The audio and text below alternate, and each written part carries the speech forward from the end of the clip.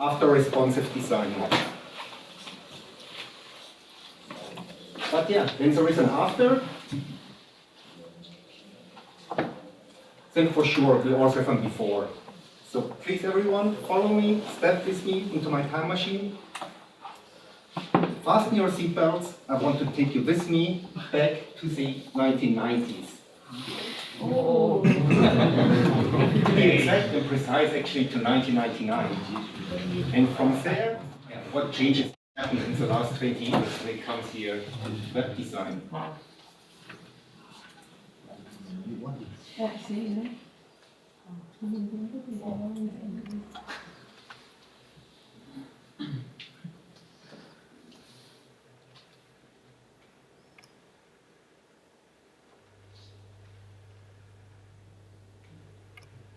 So just to recap a little bit. So what did we see? What have been the biggest changes? So most of the time we just had one desktop design. So it was an optimized layout for exactly one screen. Sure, the size did change a little bit. At the start, we started with about 600 pixel widescreens and going up to about 1200 pixels. But that's it more or less. But then 2007, we had a really huge change. That thing here, they come along, the iPhone. And the iPhone here changed really a lot, because then we just had another device, another screen size that was very completely different, and we also had to take care of. Then another big change is in the year 2014 with responsive design, and then 2015 where Apple did then go fully responsive. So yeah, why did that happen? Because there was a real need for it. Because more screens did come into play. It wasn't just a desktop and one mobile anymore, but Android did come along with many, many more screen sizes. Tablets were there, so we had a huge fragmentation of screens. So responsive is, I think, we all know that right now the de facto standard. There is no discussion anymore when you start a new project, should we do responsive?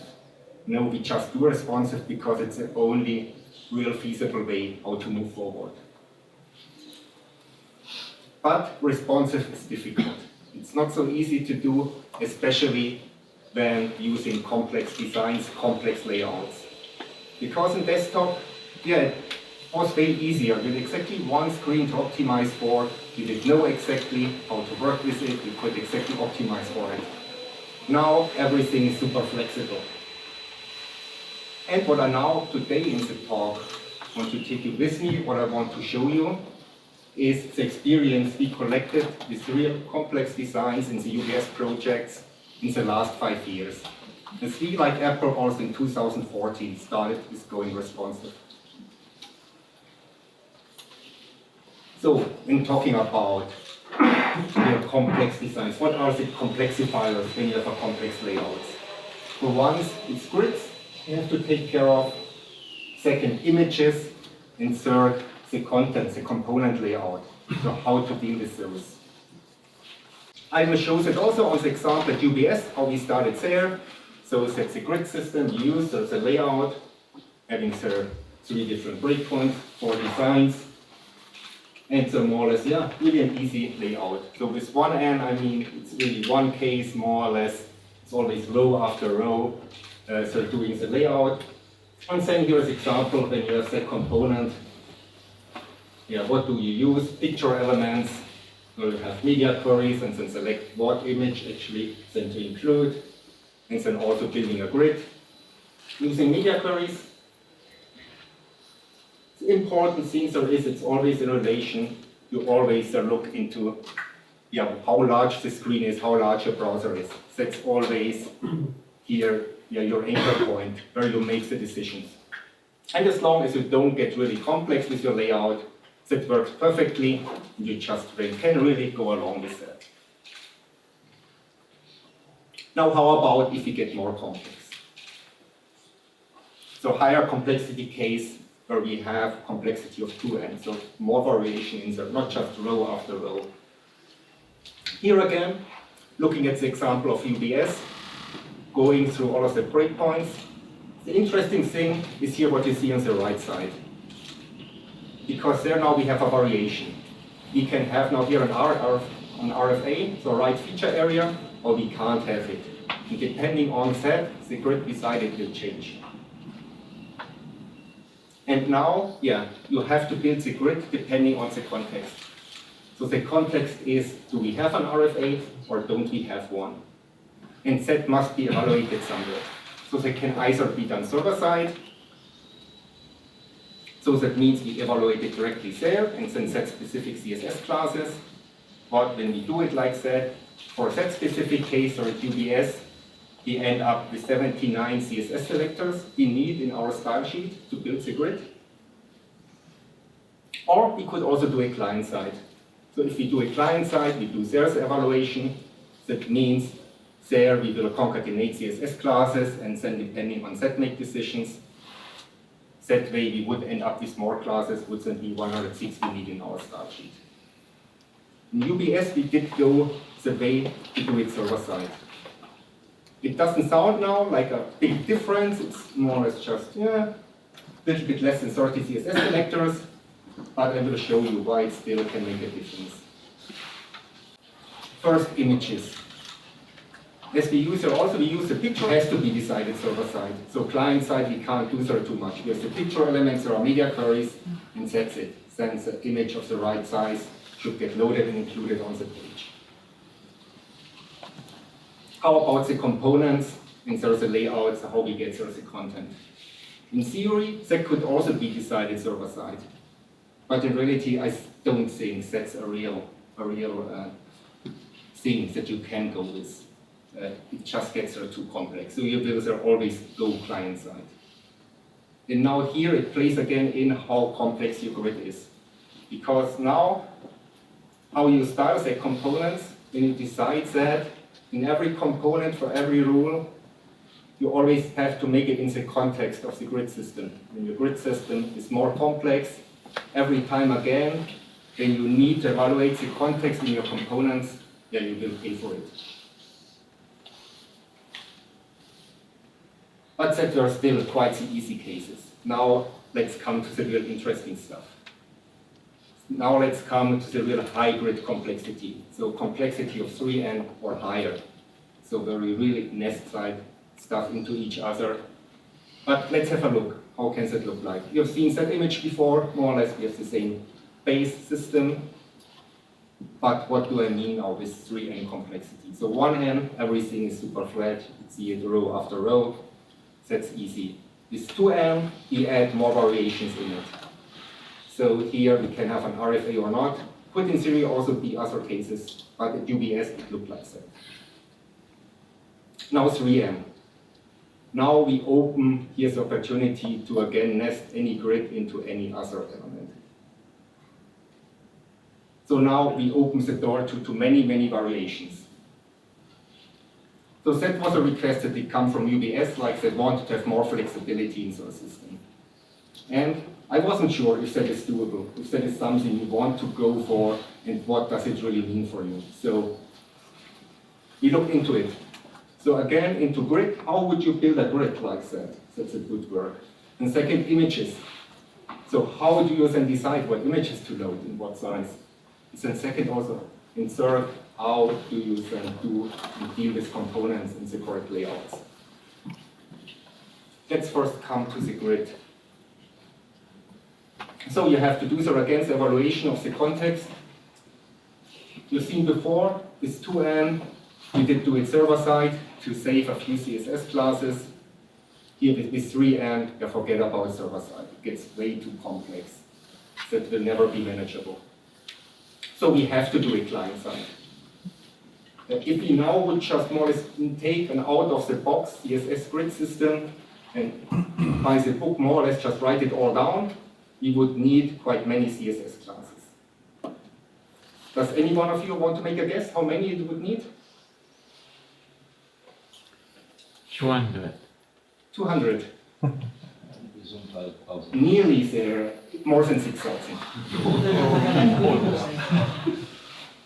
And that doesn't just sound like a lot, it is really a lot.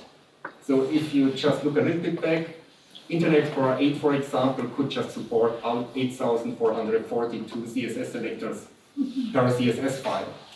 So only here the grid system would use up what I8 could handle. And it's too much, not only the file size, also performance to evaluate it all.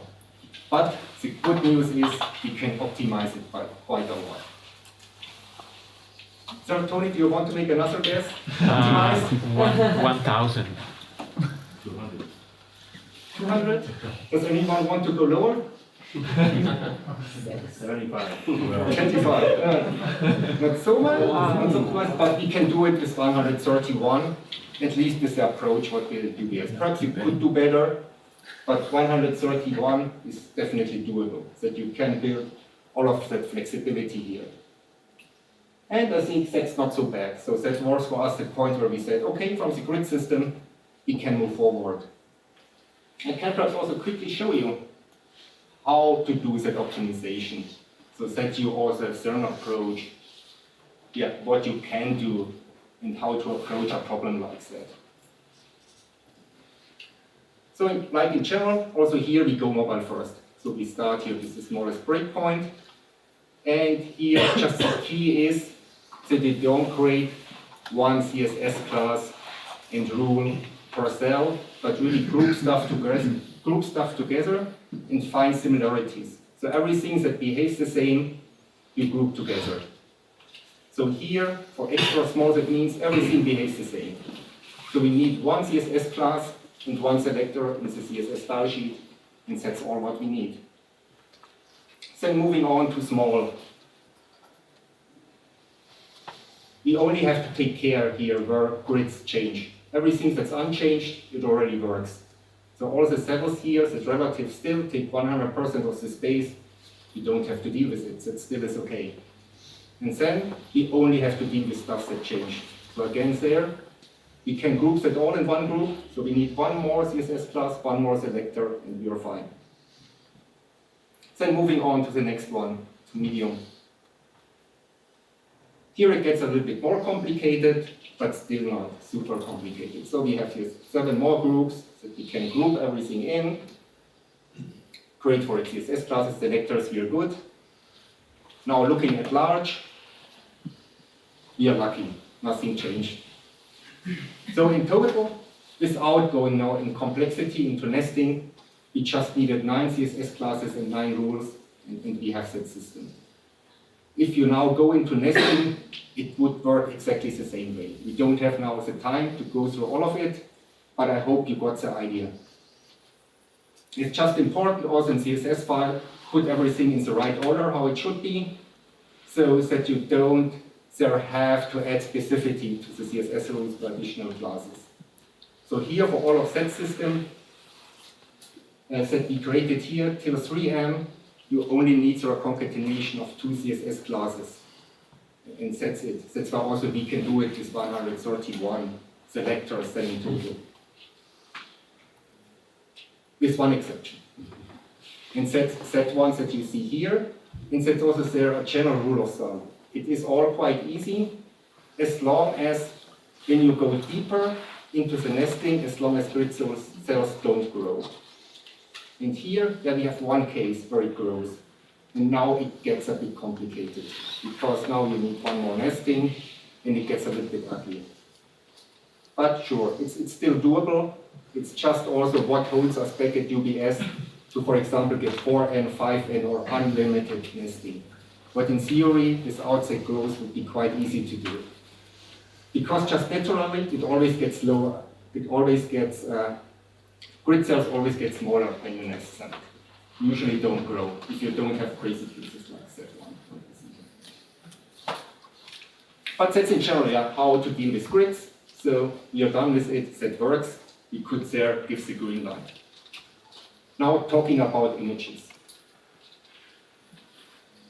So there again, if you go with it traditionally, so we have in the content images, and now we need to evaluate the context, and if we use the picture element, how you would traditionally do it, you would need to do the evaluation server side.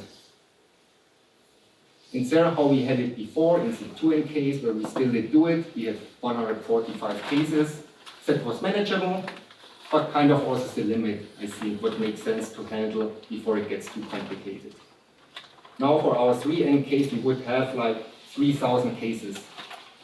And not in total, but really per component, because every component or campus have different images and different layouts.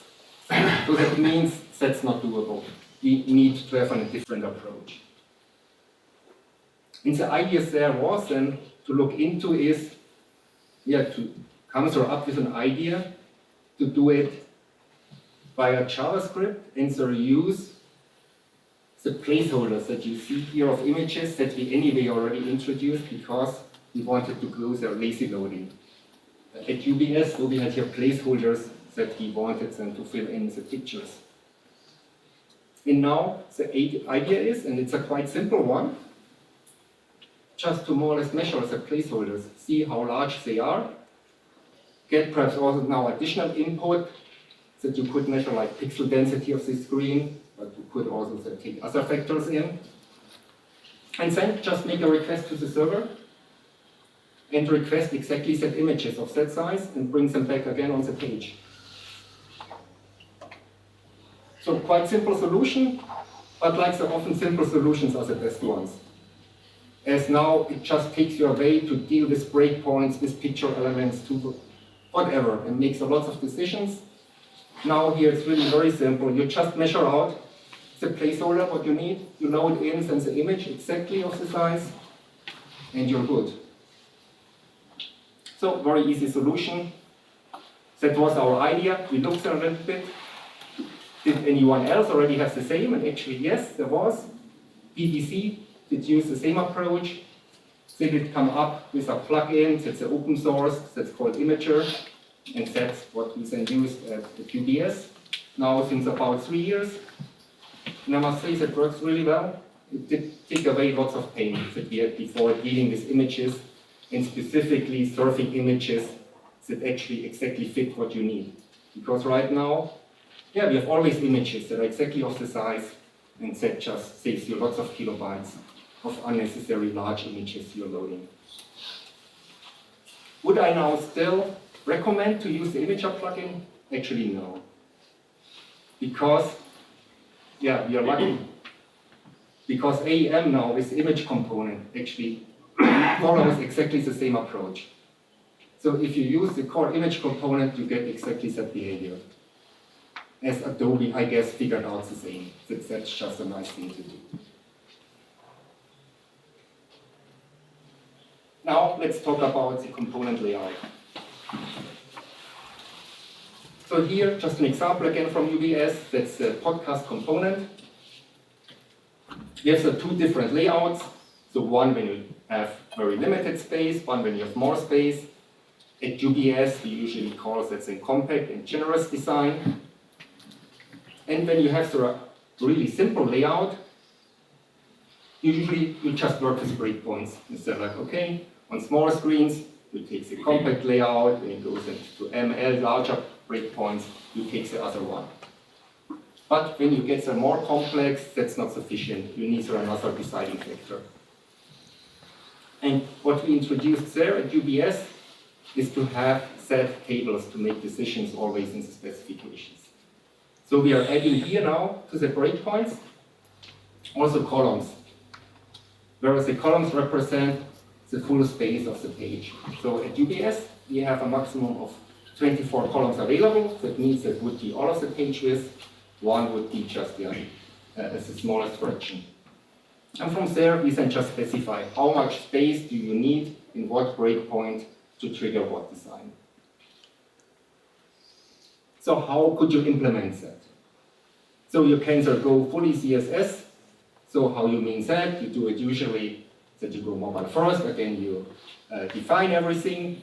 Then you create a context. So you have a context in what grid combinations. You have the generous design. Then you need again a context where you say where you trigger the compact. Because if you go then deeper in the nesting, you have to override it again. And you have lots of rules, and it gets really complicated. And that's something what we used for quite a while, I think for a year, 1.5 years, that approach. But yeah, it's complex, and it's really not easy to develop for, and it has lots of CSS selectors. So we thought about, yeah, isn't there a better way of doing it? At least once it's easier, and specifically are more comprehensive for developers to really generate that thing. And as it really works so well with the images, we thought like, yeah, why not doing it in a similar way? Was then for components that we decide what design to trigger. In Seria Danielic, it's a writer plugin for it. And how that works is quite simple, again, like with the images. So we measure just there's a cells available space where we want to include a component. We feed the plugin more or less with the table, with the informations, under what conditions to trigger what design. And then we just add a modifier to the HTML. And then writing the CSS gets very trivial. So you just write it down in general how it looks like, the component, and then you just put in all the changes for the modifier. And you're good. So also here, for that specific example, for the podcast component, so you can reduce the CSS quite considerably. So before, in that case, I don't know if you can still remember, but I think it was 441, round about that, CSS selectors, just for that component. That was made up with the grid complexity that did before and the cases where you have to override.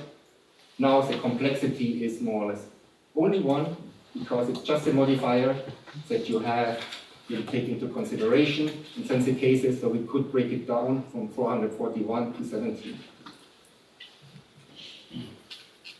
And more or less, that's the approaches. What we use at UBS to make it easier to work with complex designs. But let's also have a quick look at AM and the AM core components, how they are doing it. Because they're also, you can do their quite complex stuff. It's possible to do there the same. So how does it work there? So the grid component, I'm not sure who of you already had a look in it, but how it works is that you can sort of nest also grids into grids and go as crazy as you want, but it's not really in an automated way to give you a predefined layout. It really gives her all the power and all of the responsibility to the publisher, to the author. So you define it there as author yourself. For every breakpoint, you drag and drop it around till it fits your need. So it's shifting there a lot of that responsibility to the publisher. Images, like mentioned before, yes, they use exactly the same approach as us, so that's also solved. When it comes here to the component layout, at least when it comes to the core components, from AM, they have an easy layout, because their core components don't include any layout. What I mean there, the core components are a title, it's an image, it's a button, it's a text. And then, if you want to create layout, yeah, you take the grid component and create it for yourself. So that's how it works there. If you want there to know more, Stefan Klink currently has a parallel talk. So perhaps look there into a recording to get some more information. But it's definitely a very different approach with the core components, where you really have to think about where you want to go, what's reasonable also for your client. So to recap the summary. So what are the solutions we had there, what we use at UBS, what you can also use and think about if you should in the future, if there's a need and need to cover complex designs. So for the case grids, if it's simple, if you're in the one-in case, more or less you can't do wrong. You can do what you like, can use there also some frameworks. Sure, we encourage you not to use it, but yeah, it won't go super wrong. But now, if you get more complex, if you go into the cases of 2M, of 3M, really think about optimizing your CSS. And then there is really not a big problem. You can do it. You just really have to do it carefully and properly. Next, on images. On really easy pages, easy layouts, by all means, use also picture elements, that's fine. It's not a problem there. If you go more complex, really things are about that box filling thinking. So using their JavaScript, like the AM image core component. I wouldn't say so, recommend also for all cases, really always do it. As perhaps you will hear from Fabian, there are a few concerns also when it comes to performance, because you have to measure the width of element, what always triggers then a repaint, and that's not super great. But till now also we haven't measured it completely to the last bit, that we can exactly tell you really how much impact it is, especially also compared to perhaps the image size, where you're saving. But like I said, if you go deeper in nesting, I think it's not an option. You should go that way, definitely. It's just the convenience is so much higher. Then how about component layout? Yeah, in the easier cases 1 and 2, and you can definitely do the context-based over the CSS. It won't get too complex. I think you can handle it, especially with the modularization you heard before, where you only load on the page what's really needed of set components. Yes, then a few more selector specs won't have a huge impact anymore. When you go real complex, I would say have a good look at the JavaScript solution what we have also there at UBS to measure what you want to fill, what box you want to fill, and then make decisions what's the best layout for it. It also has a little bit of drawbacks because they're on page load, it's perhaps not always perfect. Because first you need the JavaScript evaluation that you know what to trigger, what you don't have when you do it over pure CSS. But yes, that's a decision you have to make. And then with the AM grid core components, Atomar components, like mentioned before, you have to see if it fits for you. I wouldn't really say that's a fit-all approach. It's quite specific. And yeah, what I want to give you also this way is really, when you start a new project, also in a current project, always get a real good overview. Get on a high point, look around, see how your layout looks like, see how complex it is, how complex you think it will get, and then find good solutions. Find good solutions for your problems. And I hope you can perhaps also reuse some ideas, what I showed you today, what you can use if you think your page gets really complex. And that's all from myself. I don't know if you still have time, perhaps 1 minute, so I can take one question if you want.